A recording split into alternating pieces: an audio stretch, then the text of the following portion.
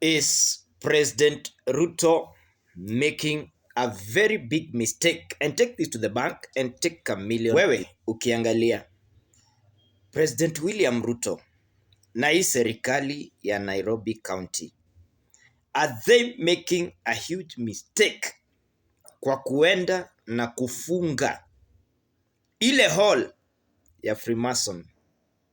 Sijui wewe unayemsupport Ruto utafanya nini, because the moment ameanza kupigana na kikundi kama ya Freemason, sikudanganyi watamtoa kwa kiti, alafu wape mwenye wanataka. Na ukitaka kujua hii, wende uangalie historia Kenyatta, Moi, kina Charles Jonjo, wale watu walikaa kwa system miaka mingi, ndio utajua kenye naongelelea.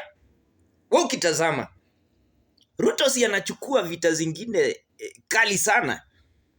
Juu hii kikundi ya Freemason sidhani kama atawezana nacho, because hiyo kikundi ndio inatawala hii dunia, and they are very decisive.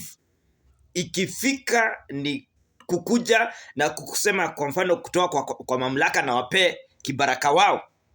So mimi naona wakati county ya Nairobi wanaendea hiyo kikundi, ni kama wana declare war, na hii political war itafanya tuseme kama Kenya Kwanza government waweze kulose hiyo government 2027.